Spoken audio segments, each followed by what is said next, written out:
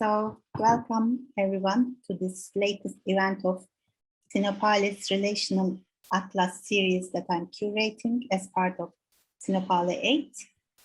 And for this series, I was trying to think of Sinop as part of a larger geography and how Sinopale functions as Sinopale exhibitions actually had a role to situate Sinop in relation to other parts of the world. So I invited a group of artists to reflect back on their artworks, and especially the ones that seem to be more about connections to other places, but which were presented in Sinop and which highlighted different kinds of relationships and links with other parts of the world. So far, there have been 4 artists that we have presented, and each of them presented some new work in reflection to what they had already done, but I also see them as new works for Sinopale 8 too. And these artists were Julie Bergmeijer, Riikka Tauriainen, Macrae, Johannes Vogel, and you can view their artworks on Sinopale 8 website in Sinopale's Relational Atlas section. So today we are having 2 new artworks presented as part of this program. One is initiated by Riikka Tauriainen from Zurich, and the other one is Anna Metzan. So Anna Metzan's piece is launched on the Sinopale website tonight, and the audience is free to visit that as well. And maybe Anna might also say something about it at the end. But Riikka Tauriainen also invited other artists and writers to contribute to her work for this Sinopale. So based on her earlier work, an unobserved paradigm of the hidden economy, which she made for Sinopale 4 in 2012, they developed a series of texts, which they will be reading in a few minutes. So I mean, this was more like a chain of invitations that actually Riikka has started. So Riikka invited Caroline Ann Baur, and then she invited Livia Bergmeijer, and Livia invited Patil Tchilingurian. And apologies for any wrong pronunciation. But yeah, they are all here with us now, and they will do this collective reading session together, and they are all based in different places right now, as I understand. So Riikka is in Zurich, Livia is in Beirut, Patil is on the road, I guess, but she's based in Montreal, as I understand. And I think Caroline is also in Zurich. So it's also about this kind of connectivities that we create maybe through this event. So I like that idea. Anyway, so maybe I just leave the ground to the group now, and we listen to their reading right now. Thank you.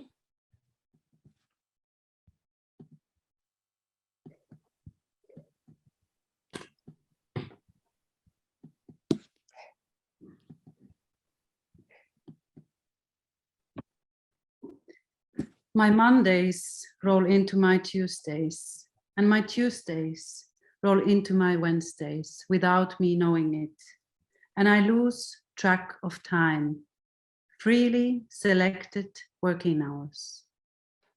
Creative labor, network labor, cognitive labor, service labor, affective labor, linguistic labor, immaterial labor, emotional labor, maintenance, care, and housework. She wrote me on WhatsApp and asked if I could help her to open a bank account for her here in Switzerland. Save her money, The money should migrate to Switzerland while she remains in Beirut, where she lives, where she works, where she raises her children. I call the ethically better banks and no one wants her money. Then I call the UBS and of course they do. In true Swiss fashion, I never asked how much money was involved, even though the employee had wanted to know. A harmless 4-digit, I guess. On the other hand, what do I know who was rich in Lebanon or not? Don't they all sit in the same bars and dance in the same clubs? Nobody would have believed that such a collapse would come, and those who did warn were declared crazy, like Zaina's sister, a former bank employee. Unimaginable here. Switzerland is the most normal country in the world. In the psyche of normality, there is no signifier for collapse, and if, then it's very hidden. I feel my feet. I feel my feet slipping between the smooth rocks, touching the soft bottom of the river, connecting to the earth. I feel the tenderness of the soles of my feet. The throbbing sensation overtakes my whole body to leap to the depths towards rest, slowly clinging to the pores of my skin. The seemingly simplest of tasks, washing laundry, is a ghostly presence preserving into the present and the future. Repetition of the same movement over and over again. River, even if in constant movement, maintains an archive of communal practice. The waters invite you to explore with care. I was lucky to be born here on the greenest hill, the most beautiful in the area, in an old farmhouse. Although I don't know how many generations it's been since anyone in our family farmed, if ever. My name, Baur, could come from the German word for farmer, but it does not at all. It comes from pur, meaning pure. My gene pool has nothing to do with purity either. What are you anyway if you are Swiss? Ex-French, ex-Italian, or ex-Swabian? Switzerland as a nation isn't even 200 years old. In my case, the gene pool is a mix of Italian, Yenish, probably German, Czech, or something like that, and in the matriarchal family tree, a bit of Cherokee. That was also the name of our car as a child, a Jeep Cherokee with beige leather seats my father had imported from the US and had to have the catalytic converter removed because they were still forbidden in Switzerland at that time. The air must have been bad. The sensation of time is shifted. Instead, the concept of the intersection of relationships become relevant. The social structure of space and place. New York, 1969. The artist and feminist Mirle Lademan-Ukele states, "Maintenance is a drag. It takes all the fucking time. Culture confers lousy status on maintenance work, equals minimum wages, housewives equal no pay. Clean your desk, wash the dishes, clean the floor, wash your clothes, wash your toes. Change the baby's diapers, finish the report, collect the typos, mend the fence, keep the customer happy. Throw out the stinking garbage. Watch out, don't put things in your nose. What shall I wear? I have no socks. Pay your bills, don't litter. Save string. Wash your hair, change the sheet, go to the store. I'm out of perfume. Say it again. It doesn't understand. Seal it again. It leaks. Go to work. The art is dusty. Clear the table, call him again. Flush the toilet. Stay young. In the museum.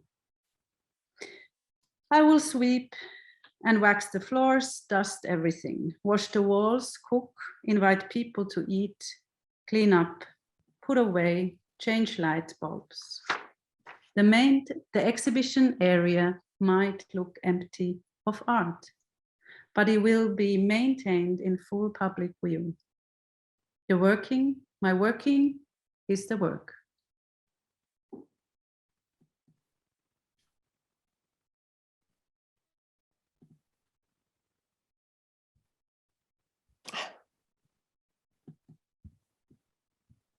When I am in smoggy Beirut and I say I come from Switzerland, I tend to get the same reaction. Lucky you, the safest, cleanest, most prosperous country, paradise actually.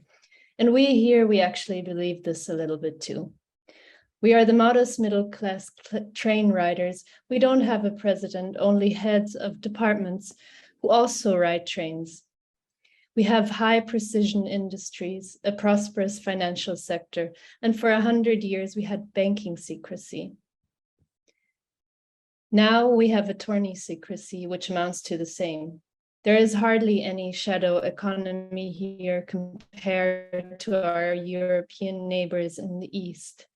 Of course, it depends on what is counted as a shadow economy. The non-paid care work done by women is 248 billion francs a year.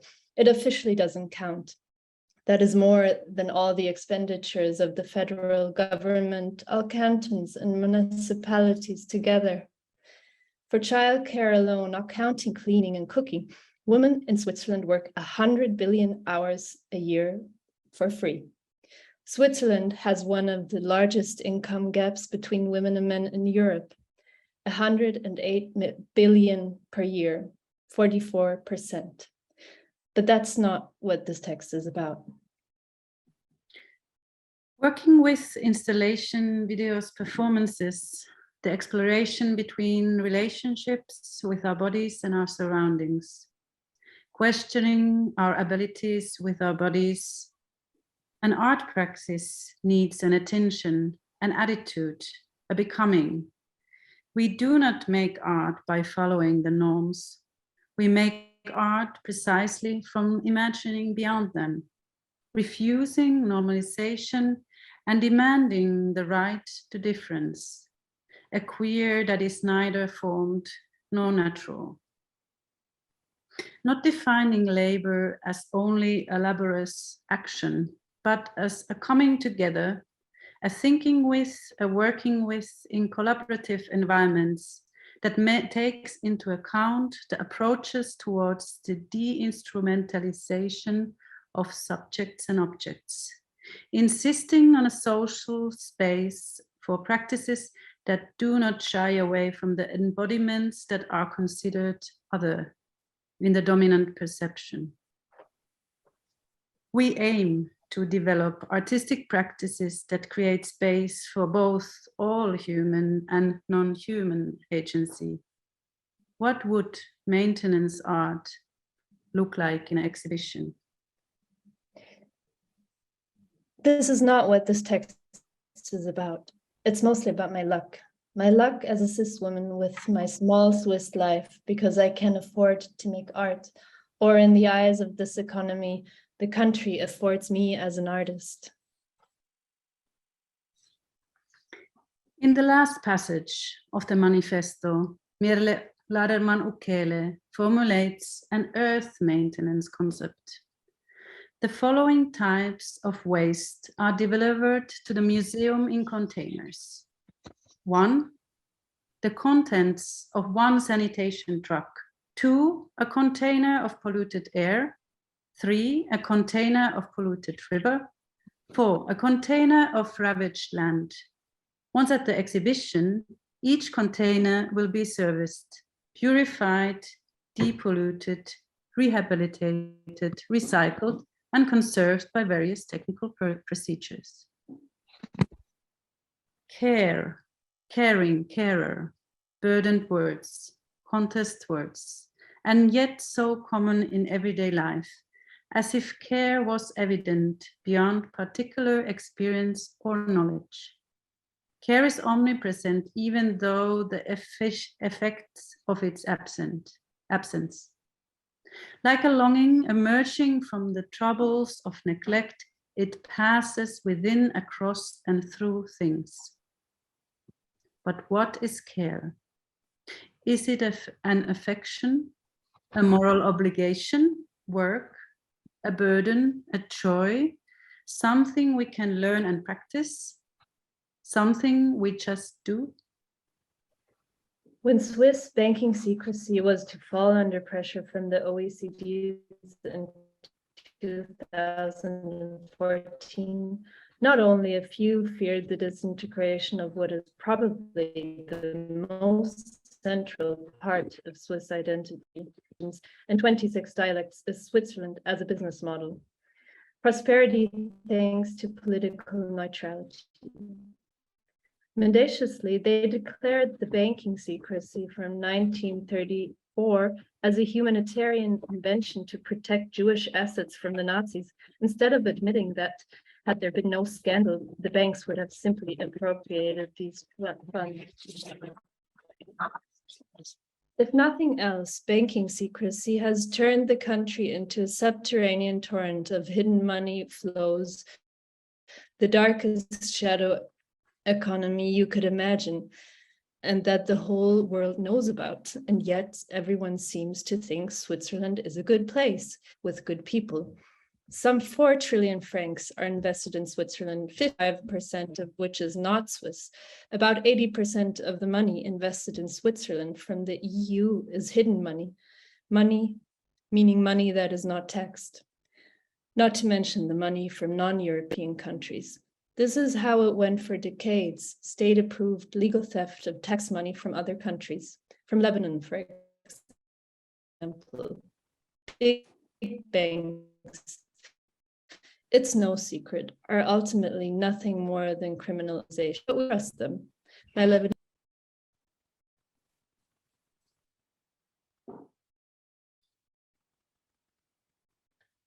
At the ripe age of 17, you decided to leave home and move to Beirut, the great metropolis, in search of new horizons and greater possibilities. Fresh out of school, you felt the world was calling you, but you weren't quite sure how to reach it. The world was definitely your oyster, but Beirut soon became your pearl. You did what many in your situation, with your same fervor and curiosity for life, would do. You found a job and paid your way through your studies, overcoming obstacles and challenges in your stride, knowing that, despite some help from friends and family, you only really had yourself to fall back on. For years, you moved from one hospitality establishment to another, learning the tricks of the trade, gaining vital skills, and making new connections and friends. Eventually, you realized you had found your calling and decided to leave your studies behind early on in pursuit of a career in mixology, in layman terms, bartending, a respected profession in a country that values its hospitality establishments and boasts a level of service in the industry rarely experienced elsewhere. You were working your way up in the hope of eventually opening your own bar one day. In the meantime, your years of experience led you to take on several management roles, which proved you also had a knack for managing and bringing a spirit of cohesion and togetherness amongst your team, a rare skill that proved to be highly cherished by those you worked with. When the time for your big break arrived and you became a partner in the establishment you had already been managing for the previous 2 years, you thought you had finally reached your goal. 17 years of toiling hard for the benefit of others had paid off. This was your chance to finally reap some of the benefits of your own hard work and feel that you had something to be invested in on your terms. It was the final reimbursement for all those years of effort, of living paycheck by paycheck, month by month. Working in this industry, as with any other informal type of work, means working on the basis of oral agreements and a system of assumed trust between employer and employee that can easily break down. Such a system relies heavily on the fact that people working within the context of such a small country depend on the concept of reputation to ensure their rights are, at least somewhat, adhered to. With labor laws in Lebanon as weak as they are, and with jobs in the hospitality industry coveted but nonetheless aplenty, fighting for a strengthening of the formal economy to cover such service jobs was not a priority for most. The concept of a written contract for many industries was a foreign one, and not one deemed necessary when you had your monthly salary, your number of paid leave days, and any other benefit you might be granted pre-agreed to orally. But oral agreements are not binding, and as the worst economic crisis seen in Lebanon in modern times loomed close, all those working precariously and contractless were to pay the heaviest price. In a flow of constant networking, branding, labeling, our tiredness only showed when the pandemic hit. We are always ready to reflect and represent ourselves. Virtuous communication, performed for its own sake and generating surplus value, as Bojana Kunst writes. We are so productive that the actual making of art consumes at most 10% of our time. And in these 10% time, we try to do nothing as productively as possible if we want to be real artists, because then at least in those few moments, we refuse the compulsion of the economization of art while trying to find something of the lavish life art points to. What we usually don't realize is that this is how we live here anyway, hidden in disguise. The laziest masters of this planet are the credit rating agencies, companies that affect the fate of the entire planet by opinions only. Our total social consumption is a sense unaware of our spending, devoid of pleasure. The pleasure of a sad song in which a community can join in, for example. In the early autumn days of 2019, the sudden swift flight of money out of Lebanon by what can only be described as a handful of crooks in suits sent panic waves reverberating across the country, or at least amongst those aware enough that what was happening meant that the already fragile Lebanese banking system was finally on the verge of a much anticipated collapse. The fear spread enough to send people flocking to withdraw their dollars from the banks, which led to an unprecedented capital control over who could access their money and how much of it at any given time. The gradual fall of the Lebanese lira versus the dollar, the result of decades of theft and corruption amongst those pertaining to the highest echelons of society, coincided with a mass protest movement that took hold across the entire country. Millions of people took to the streets to protest the flailing economy, the despotism of the sectarian elites, the dirty corruption, out-of-control privatization, and unhinged capitalism at the hands of those mercilessly clinging on to power. While the country was witnessing a collapse on every level, the people fought for a new beginning, the turning of a new chapter. The smell of hope and defiance lingered fresh in the air, battling vociferously against the fumes of tear gas sprayed by the throngs of uniformed security forces sent to the streets to defend a defiant ruling class. While people celebrated their newfound unity and their shared spirit of rebellion against forces that for decades had seemed unshakable, the lira plummeted even further and the economic situation of the country worsened to levels previously deemed unimaginable. For all those learning in or with access to US dollars, the country that had once been unforgivably expensive was now suddenly a spender's paradise. For those still earning in lira, by far the majority of the population, they witnessed their spending power diminishing further and further on a daily, sometimes hourly basis.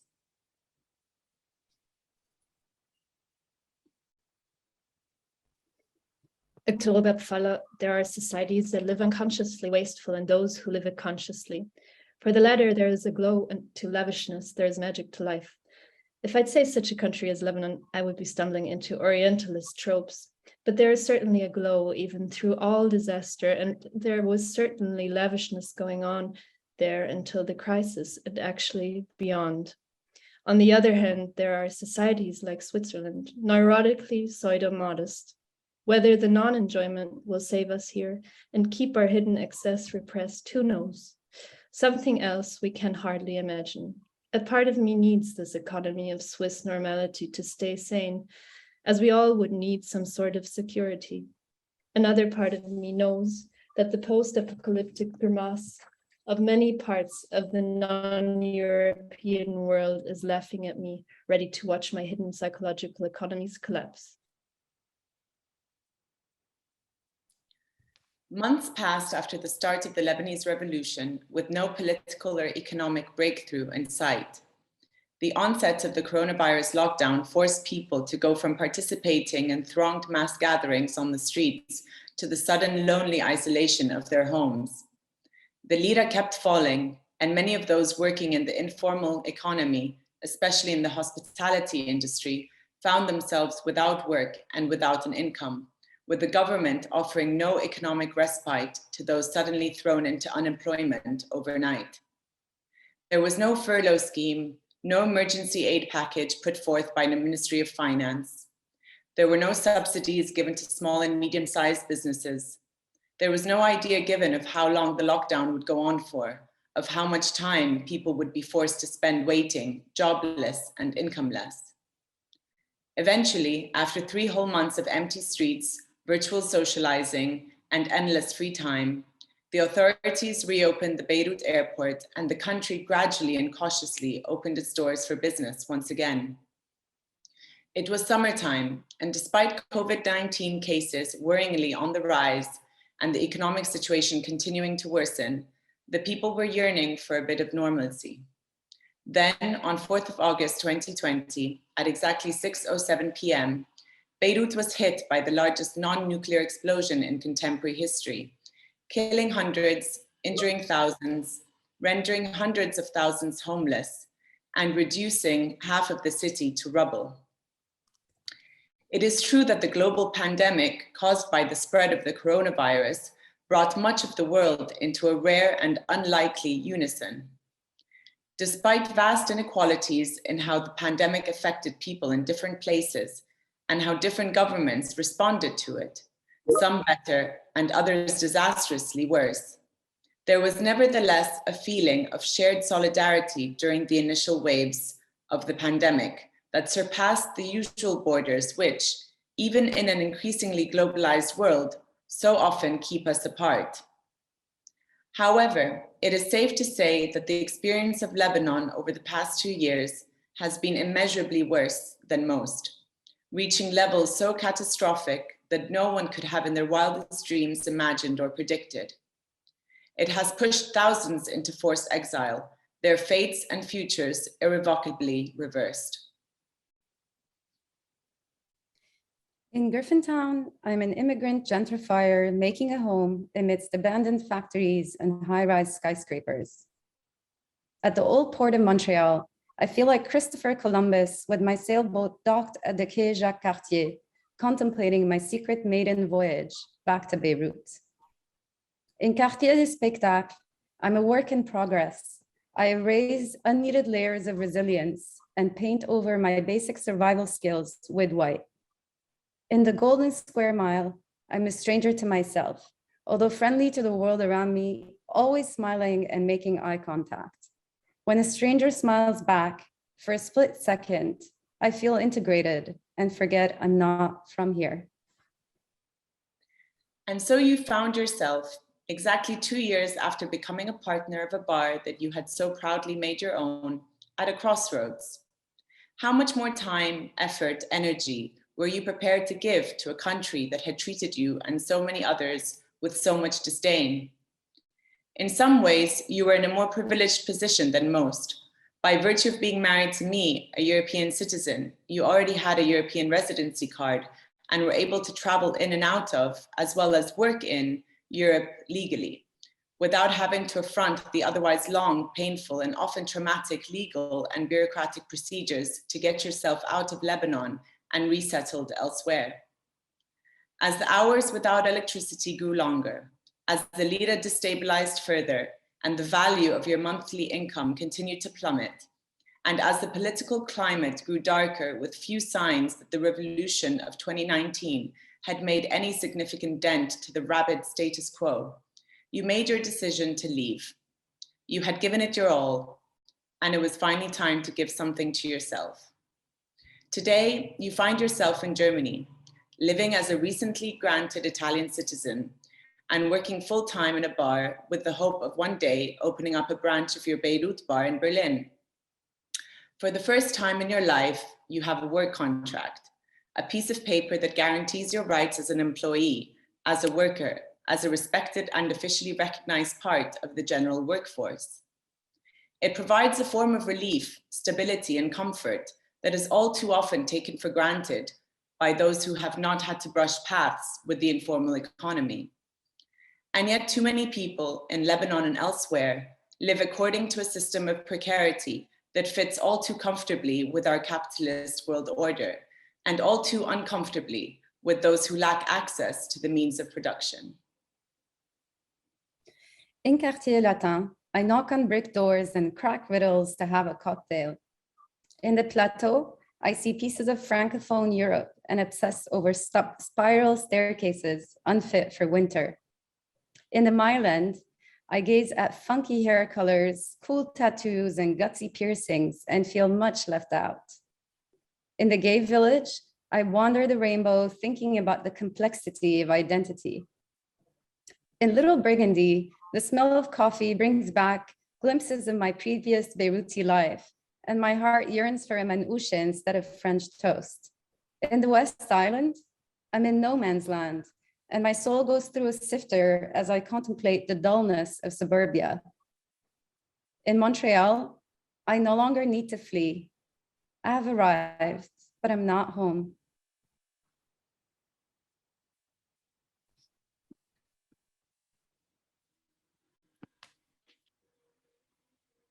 Thank you for listening. Thank you. Thank you. Thank you, Patil. Thank you, Livia. Thank you, Caro. Thanks for the reading. Thank you. Thank you, Rana. Yeah, it was nice to also, I mean, I was writing to you in my email that I like how you weave your ideas into your text. So you see some ideas that are connected within them, but when I hear it from you, just reading, and they are really interweaved into each other, it even made more sense. And I enjoyed listening like that.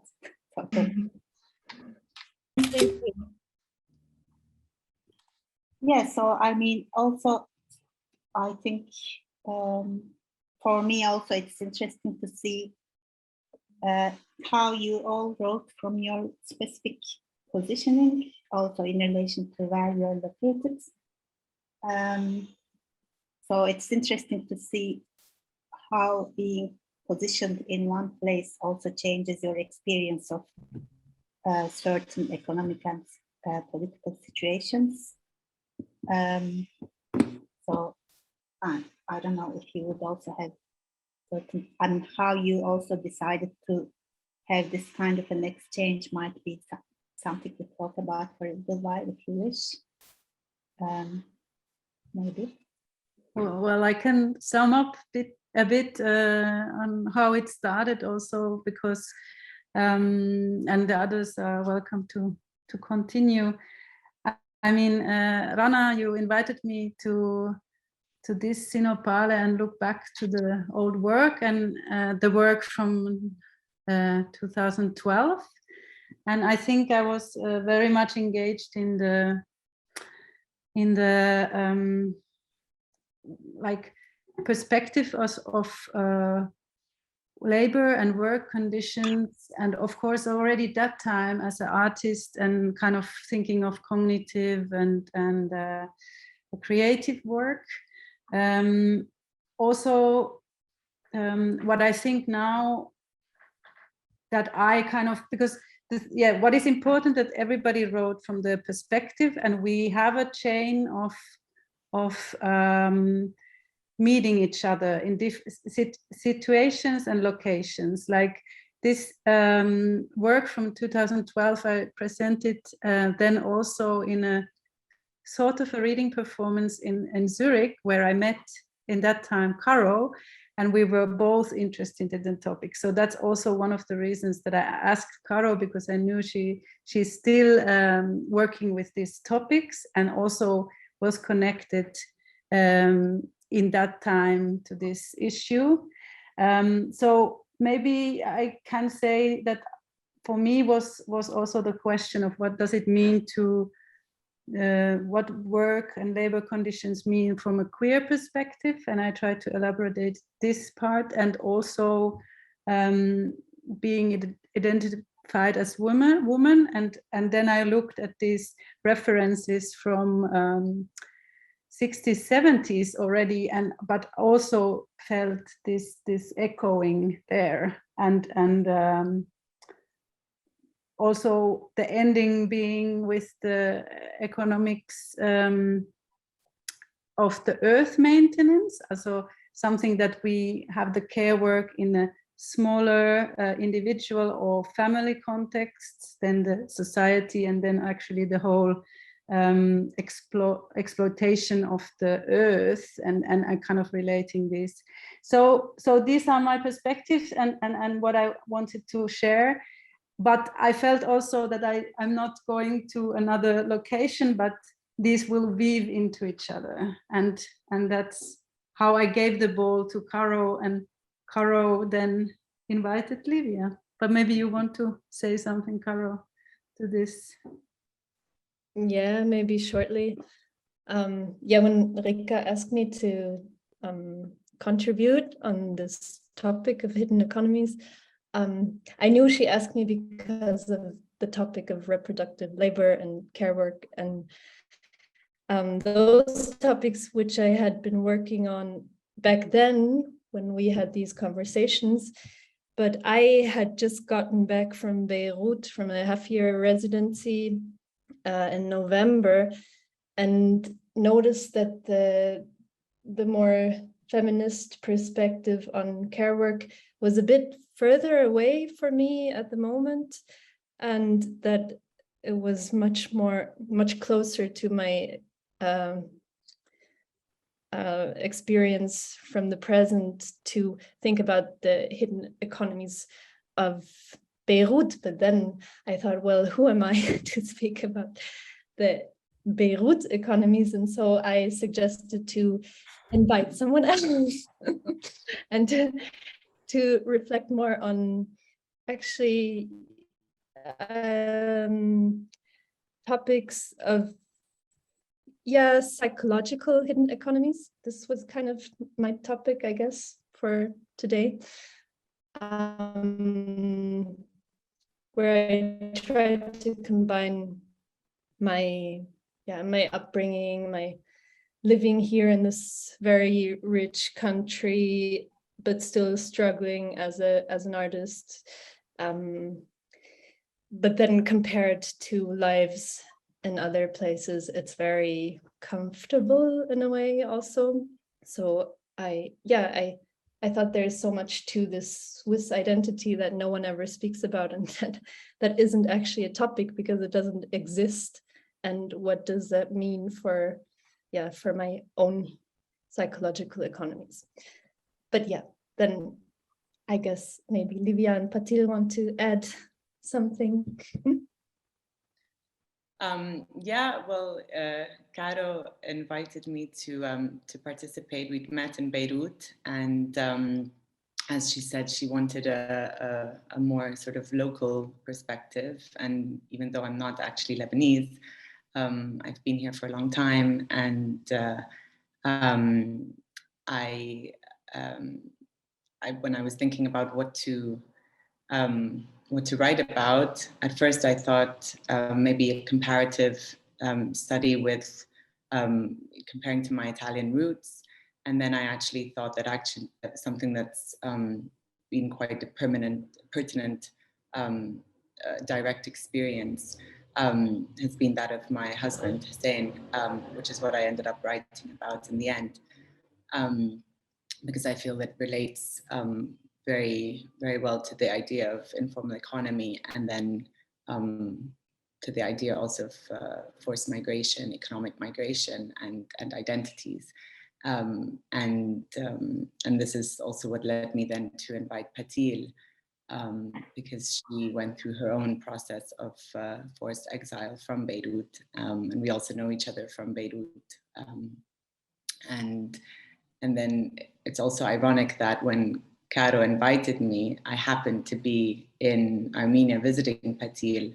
This was back in November of last year. So I was actually in Armenia visiting Patil, who was there visiting family. And I had written a short text after visiting the Genocide Museum in Yerevan that Caro read, and made, I think that's what sort of triggered you contacting me. And so then it for me, it was a no-brainer when I was asked to in turn invite someone. I immediately thought of Patil, both in terms of her personal direct experience with the topic and the fact that there was also that connection, that link to our experience together in Armenia.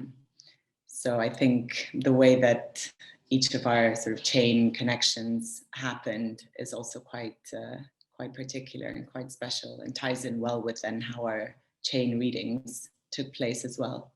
All very organically fit together in a way. So yeah.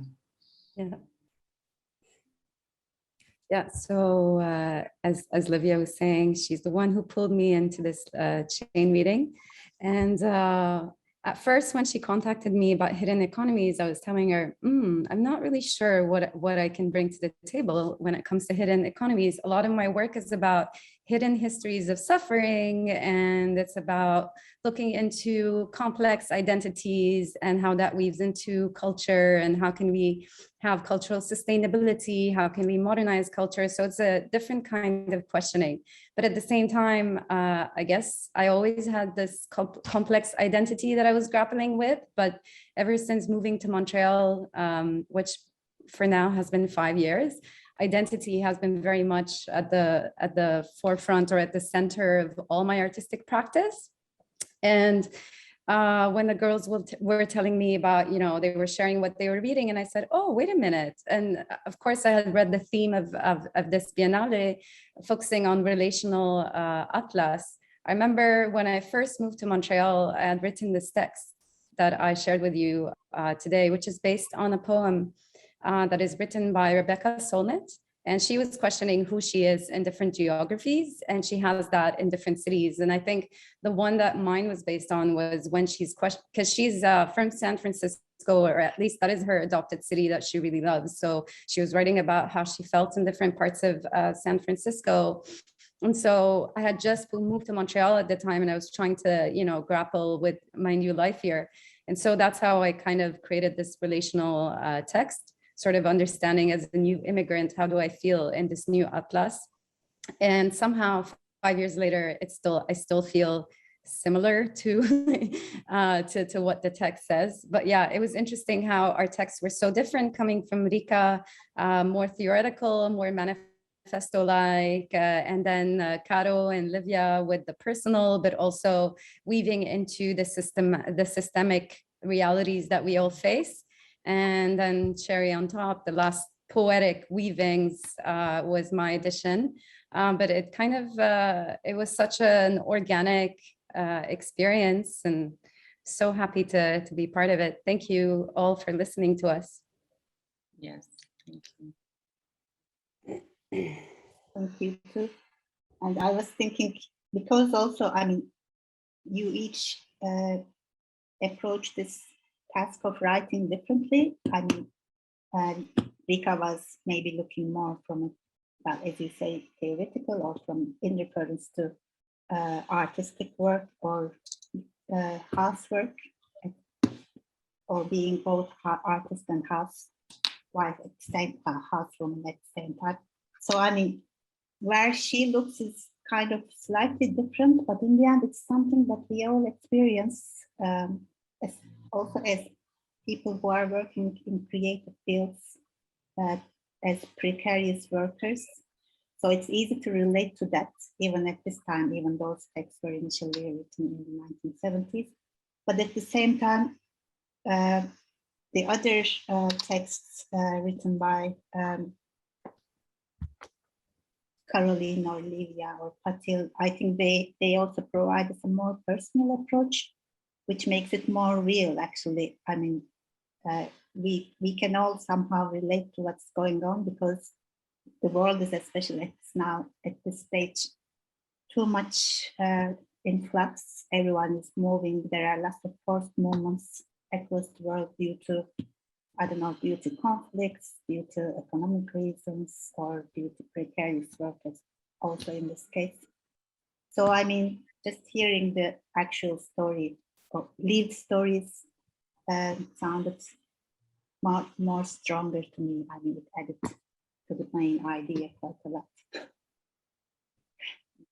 But I was wondering if Riikka was thinking around similar themes initially for Sinopale, or was that more different type of hidden economies that that was more bigger concern for you at the time? I mean, how has it changed for you since then? Because also due to the pandemic, maybe we are experiencing things even at greater scale, especially this notions of precarious labor and stuff like that. So yes, I think it is different. I mean, especially this care, the issue of care and not just care work as a housework and but also the ecological aspects and the care of the earth. These are more things that I'm now looking. And at that time, I was also very interested about like power relations that are happening in a level of how, in a level of representation, how different studies or diagrams are used are depicting the economical systems. And so there was more this kind of like study into the economies as a study, looking at this discipline, as well as finding out maybe of informal labor, different informal labors, also a lot of like migrant work and this kind of perspectives, where also housework and cognitive and creative work, but also the fact that all this informal work actually holds up the formal work. So the money made is actually possible because of this amount of unpaid hidden work, which of course is there's ambivalence, there's a lot of problems, but I also looked what actually is, what is accomplished, is like what is possible. And I think it reflects quite a lot to Caro's text because she kind of brings the numbers of those working hours or working or wealth. So yeah, so I think the aesthetics is quite, I would say, dry, but in a way I use the diagrams. I have some photos and some text shorts, but I refer more to like post-Fordist philosophers like Franco Pifo Berardi was one that I also quoted in the old work, which is also, I start the text with my Mondays roll into my Tuesdays, and this is actually from the old work. And now the newer topics of mine are, I'm referring, for example, it's also important to mention Maria Bus de la Bella Casa, who wrote a book called Matters of Care, and parts of, I kind of also refer to her in this text of today. So yeah, I think the environmental crisis influences a lot. That of course we are in the struggle of, like, let's say equal pay has been a long time an issue, but also this kind of exploiting of people and the earth. So I'm also looking at now in the more general perspective. Yes. Yeah, especially, I mean, even the pandemic also revealed those kind of concerns quite a lot. So yeah, understands. And I also want to let other participants ask questions if they want. So maybe they have different types of questions. Maybe questions also if people relate comments, stories. Yeah, I mean, any comments or anything you would like to say, we would be happy to hear.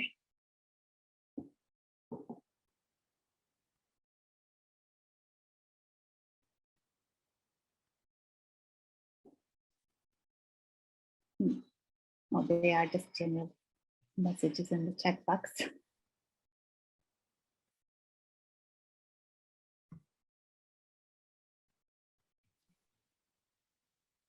I'd like to also say thank you to the interpreter. We haven't forgotten you. Yeah. Yes, that's really good.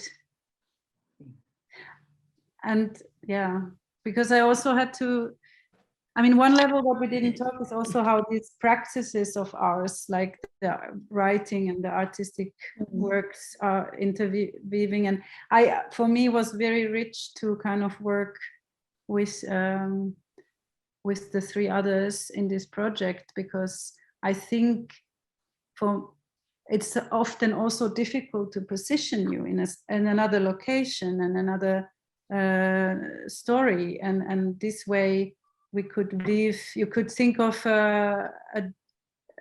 something all together because they were relating, but also all of us have our perspective on the locations.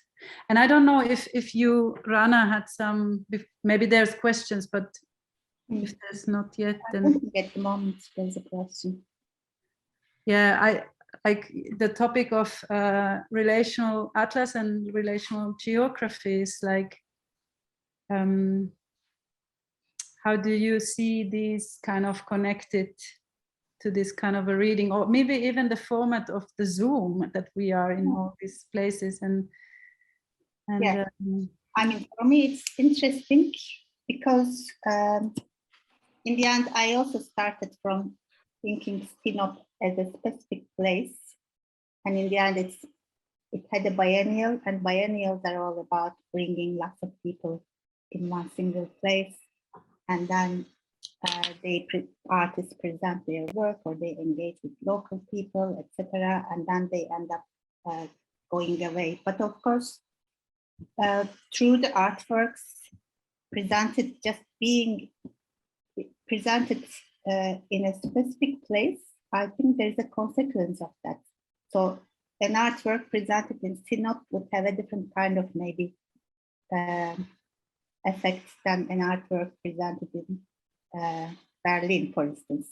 So I was interested in those kind of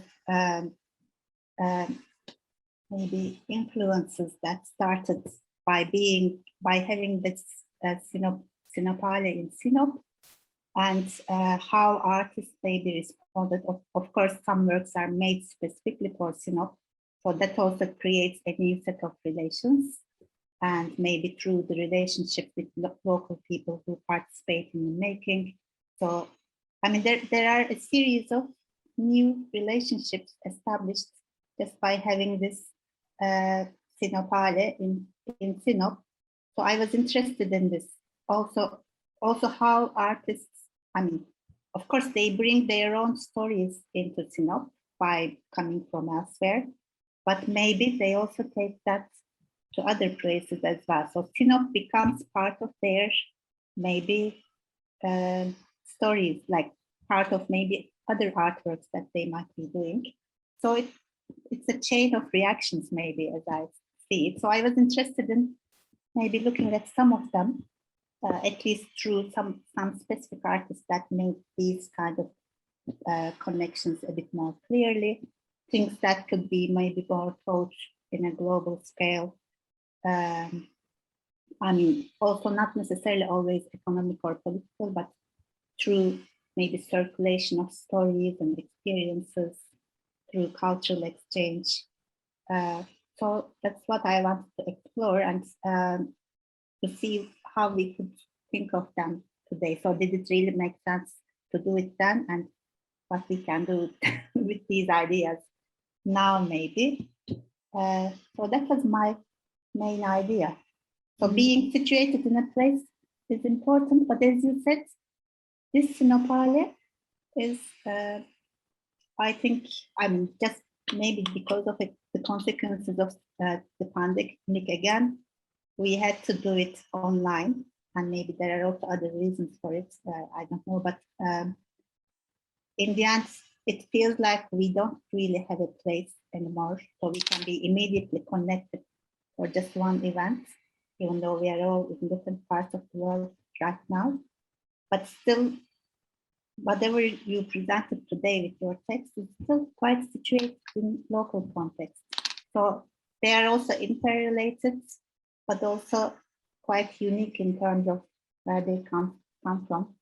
So I mean, I'm always interested in this position of having a singular story, but also being always part of a larger network of things. So that was my interest. Yes, definitely. Yes, I mean, I think that Sinopale influenced the work a lot, and then it's also, I took it along. Like Yeah. it was then also transforming and showed again, and I think the work was made for there, and I think it would have looked differently probably elsewhere before, but then I could also, and now it's like a ball that is rolling. Like that's why I liked it to give the invitation further and not say I'm going to invite 3 people. For me, it's much more interesting that there happens this kind of, that was for me really rich now. And relationships. I want to add on to that as well, if I may. It does resemble the structure of Sinopale, because it also grows organically. The works develop during the process by collaborative ideas.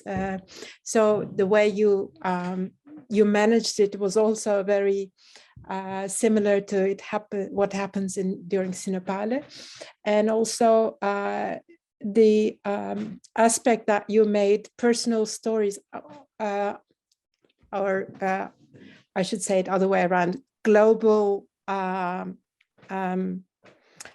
problems or worries into your personal stories, and the other way around. So you made the personal global and global personal. That also is something happens at Sinopale as well. You know, it's local to a bigger geography, and then the interaction between the two is very important. So it reflects the way you build it up, the way what you presented us tonight was really very reflective of Sinopale spirit. Although we were not there, I could also, in the sincerity of the things you shared, I really felt that strongly. Thank you. thank you. Also, it doesn't really make sense anymore if you just say something as a singular person. I think, I mean, I would feel it like that maybe, because what happens in Istanbul or what happens in Beirut, or maybe Ukraine now, for instance, has consequences elsewhere. So something happens in Beirut and somebody has to leave his job and move to Berlin, and then another person wants to open an account in Zurich or things like that. So, and then the person in Zurich starts to reconsider her own position in relation to this person opening an account. So there is really a chain of events happening as a result of something, even sometimes in a smaller scale, maybe in another place. So I mean, it really needs these kind of maybe maybe elaboration from all these different perspectives to have a better understanding of all these, probably. Yeah. So that's why I think it also makes sense in that kind of a way. Mm-hmm, mm-hmm. Yes, I mean, I think what Caro managed to do with reflecting on that, let's say, privileged position is not so easy, and I haven't heard that very often. And also the experience that Livia shared with us was, I mean, I think it wasn't so easy to tell this story either. There's a lot of pain, if I can use that word, and but still, like, also how Patil then shared the observation of, or this reflection of the relation to the space. It's like, yeah, I just wanted to thank you again that you shared these stories, because I would never have managed to do anything like this by myself. And actually, and just because of these reasons, what Rana said, how these things influence each other. And I'd like to add that the way that we kind of bounced ideas off of each other with our, we had several meetings. First, the three of us together with Caroline and Riikka, and then when Patil came on board, with Patil as well. And there was also, I was very lucky to have the opportunity to meet with Caroline in person when she came to visit Beirut last month. And I think it was during that session, there was something I have to say about it being a face-to-face, however brief, but there was something to it being in person that I think it was then when I was able to really get my ideas sort of clear in my head. I think I always hesitate going for the super personal, but it was Caroline that actually kind of encouraged me to go for that. And in the end, I'm glad, because it's, yes, I mean, it's a story, as Riikka, you said, when you live something, you sometimes forget actually how painful it can be, but yeah, when you actually sit and put it into words and put words onto paper, it gives you a chance to reflect on all of these events. And yeah, I mean, it's not been an easy 2 years, but there's also something very sort of therapeutic about being able to put it on paper. So thank you, Caroline, for encouraging me on the topic, and thank you to Riikka for inviting Caroline in the first place. Thank you, Rana, for organizing it, and thank you, Patil, for always being there for me and everything. And for accepting to come on board with us.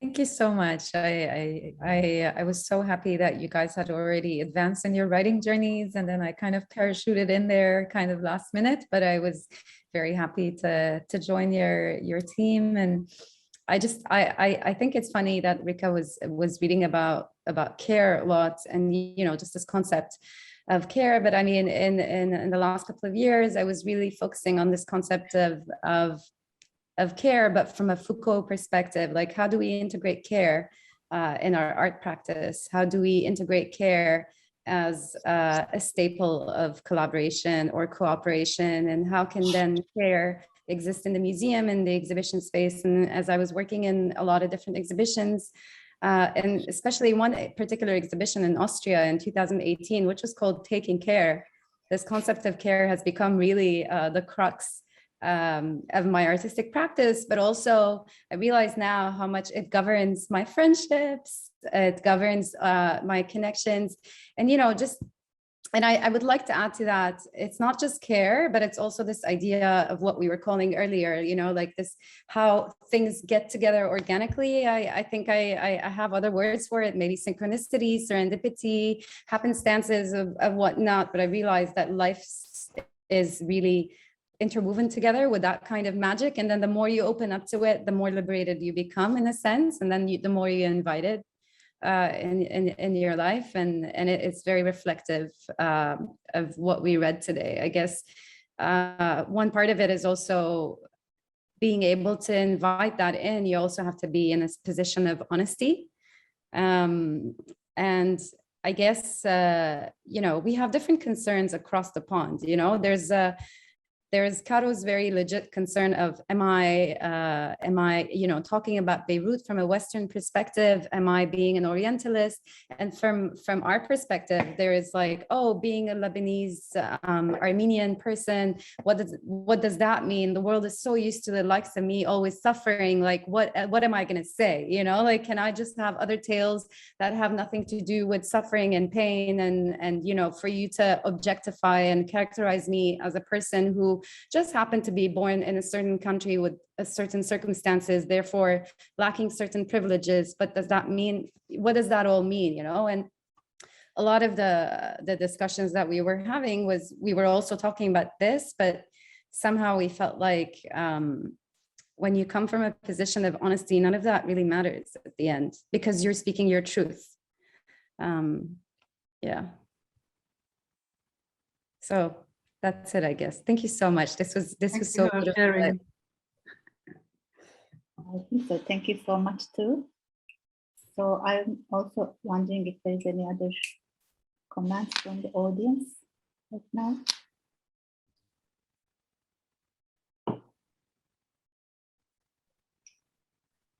But yeah, I think I also like these kind of opportunities where you can actually be free and really resist those maybe forces that might put you into a certain box regarding your identity or history or whatever.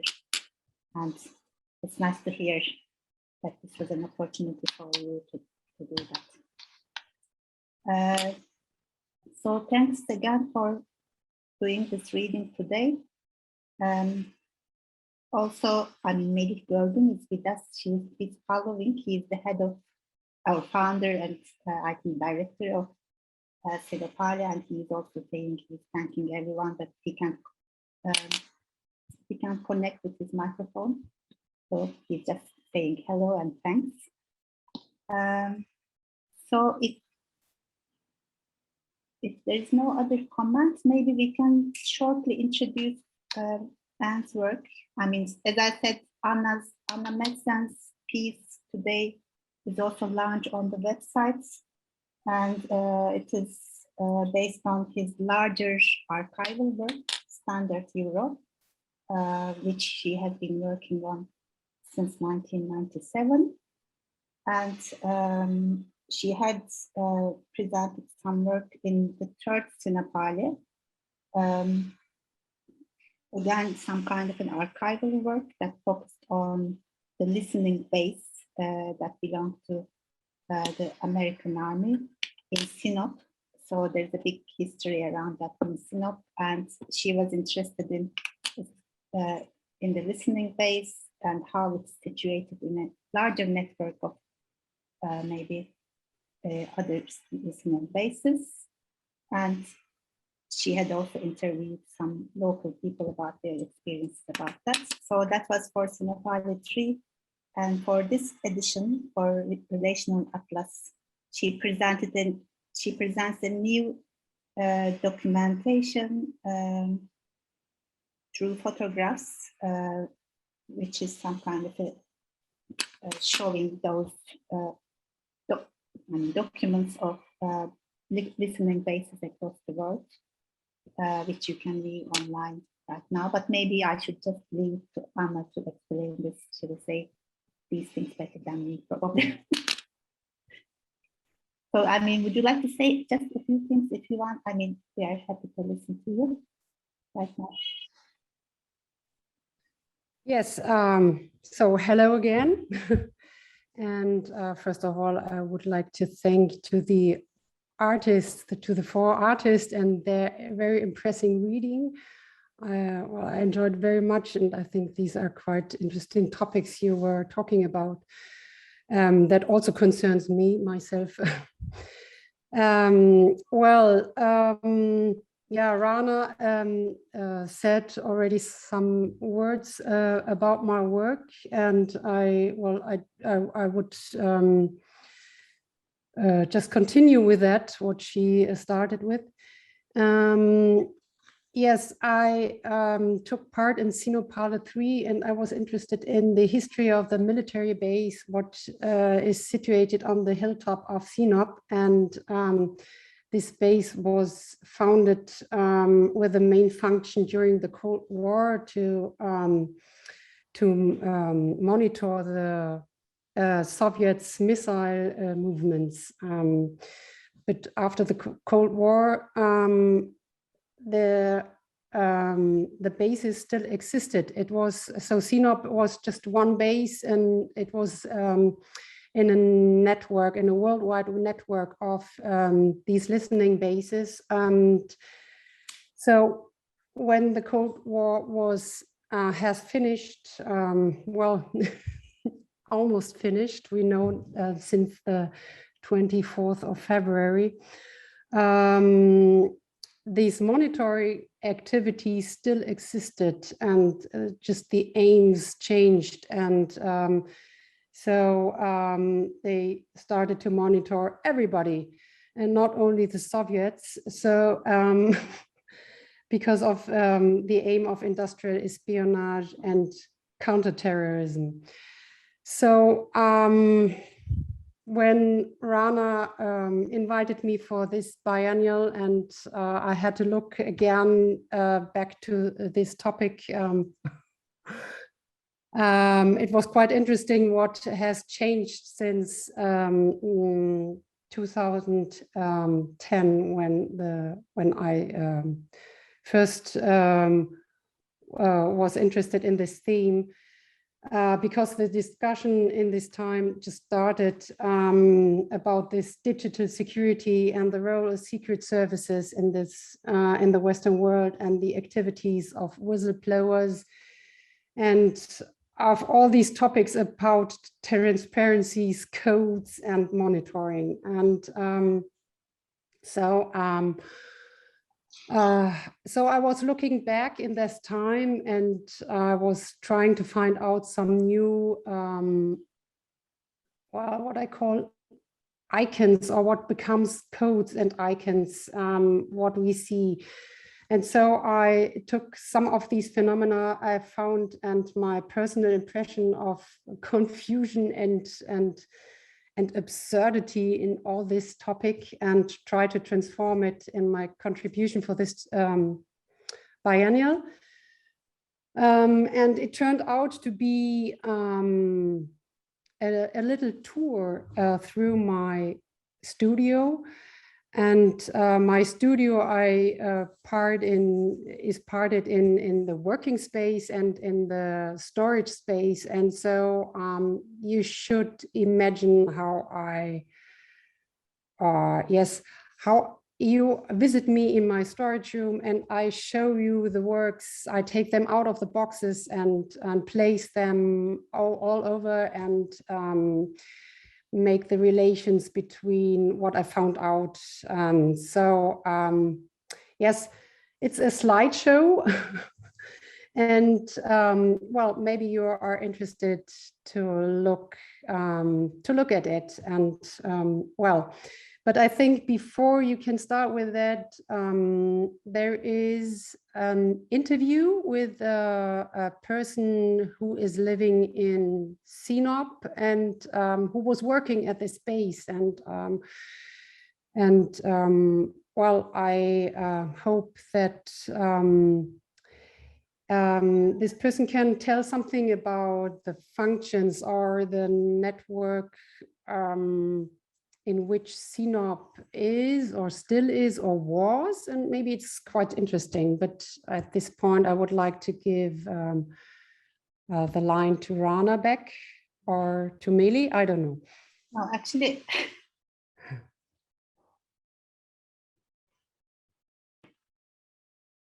sorry, I think there was this confusion, because in the last, we had decided not to have this conversation, this additional conversation with Cemalettin Kaya at this stage. Okay. I mean, we had, I didn't know that. But, since we decided not to have this official kind of introduction with you, and I thought we weren't going to have that, so there was some miscommunication between me and Anna. Okay. Well, it doesn't matter. I mean, I just gave you the word because you're just here. I mean, I hope it's okay. Yes, for sure, it's okay. I just expected that the interview would take place, so but it doesn't matter. Okay, maybe yeah, okay. Sorry for this miscommunication. But yeah, I mean, in the end, the work is online, and it can be seen. So maybe those of you who are interested can have a look at it when you have a chance. So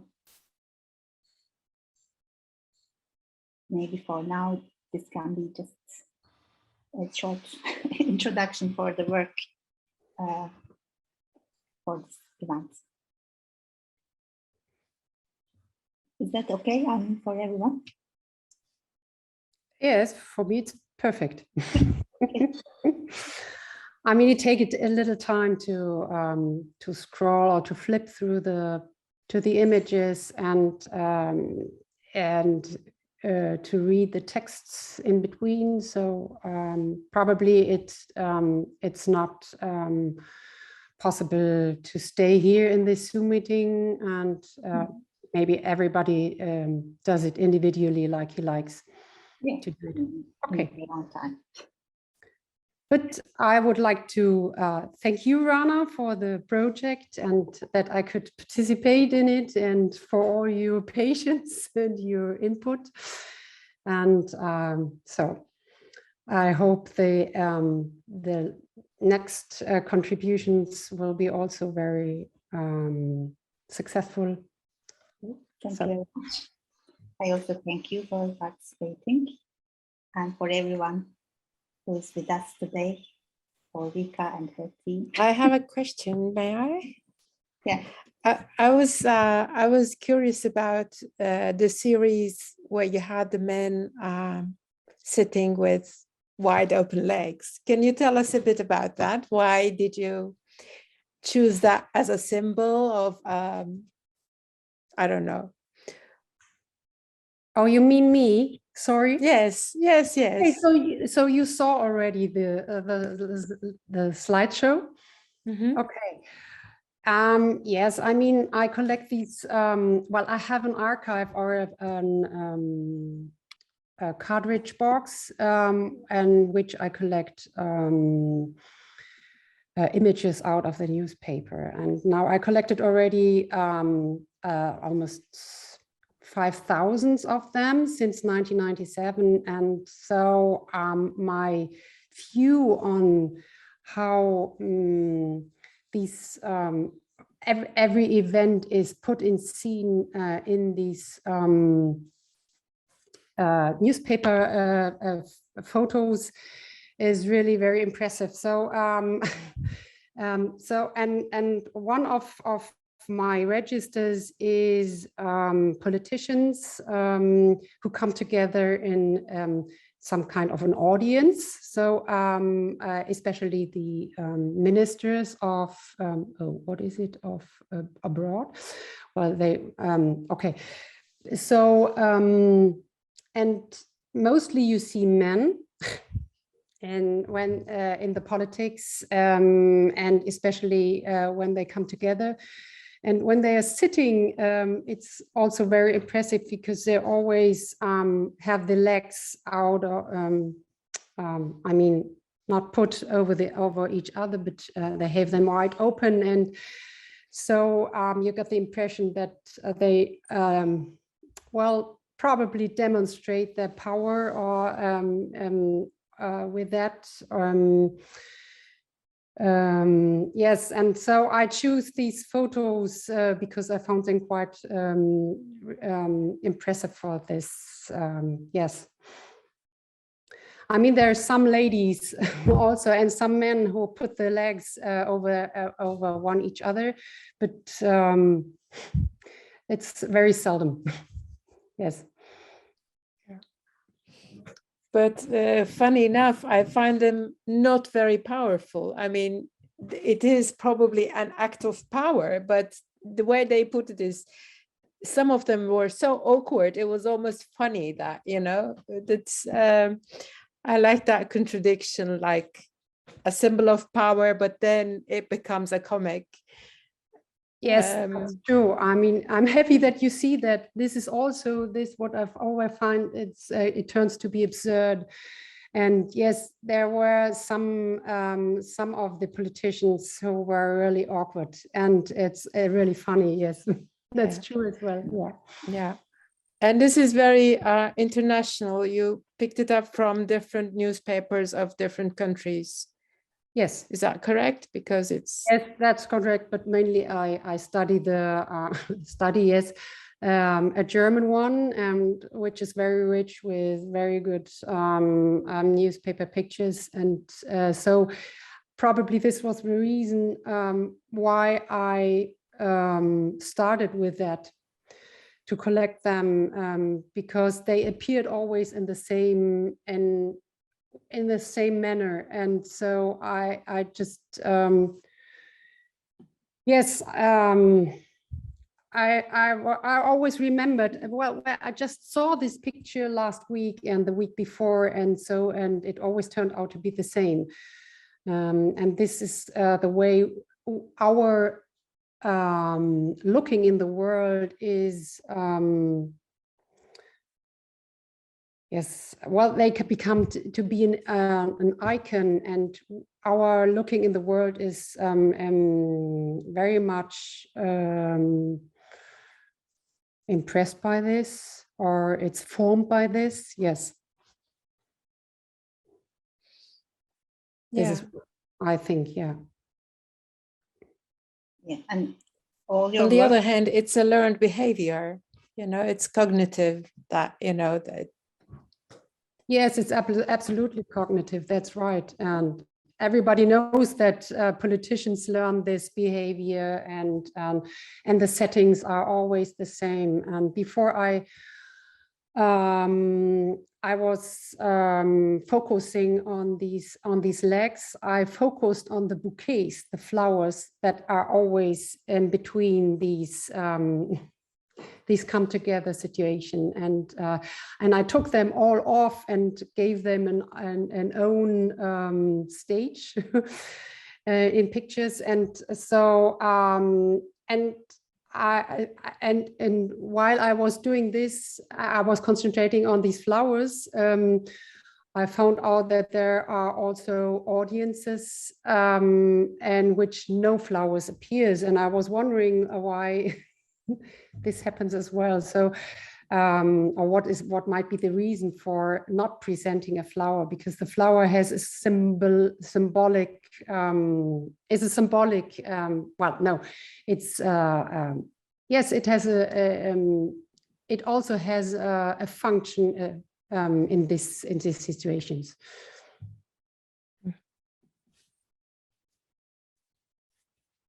And I'm also curious, I'm sorry, I'm just asking too many questions.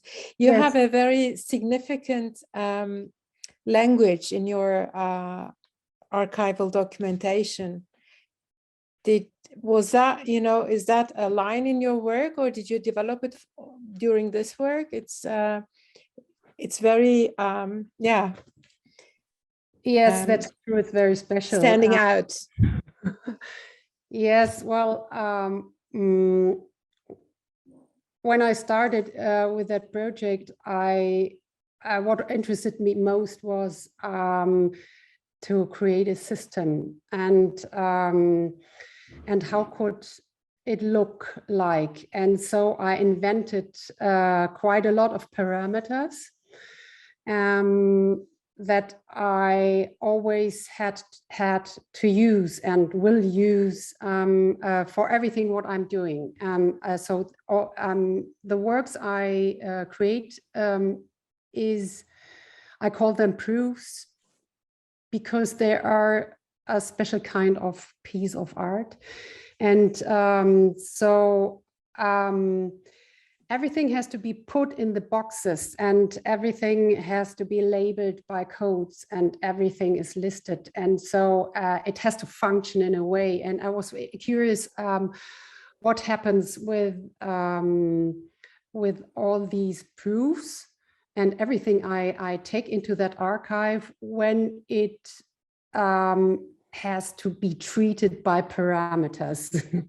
So the boxes are normed, the wooden boxes I have are normed, and everything what has everything that I archive in these boxes, I put in these boxes. What has a bigger size has to be cut in pieces, and then it turns out to be quite interesting what happens then if I cut them and put them in together in different ways, or mix all the proofs, to a certain topic I choose for an exhibition. And so, yes, it's quite special, the aesthetic that turns out of these parameters. Yeah, it became something scientific looking, and like you have the proof of that, whatever you're telling. And it's nice. Thank you. Yeah, Yeah, yeah, thank you as well. it's like a lifelong project that keeps growing and growing. So Yes, it keeps Okay. growing and growing, and sometimes I'm quite desperate about it. Yes. yeah, so we are honestly some small part of it in this. Yes, it's just a very small part. Yes, that's true. Mm. But thank you for your feedback. Yes. Thank you. So actually, I think it's almost 1.5 hours. We are exceeding our time limits, also with translation, I guess. Okay. So we can maybe close the session right now, if there's no other urgent thing you want to say. But again, thanks for participating, and all these will be also online for a while. The performance, the reading will be also available to watch later if you're interested. So I look forward to the future for future collaborations maybe. So that's how I finish for today.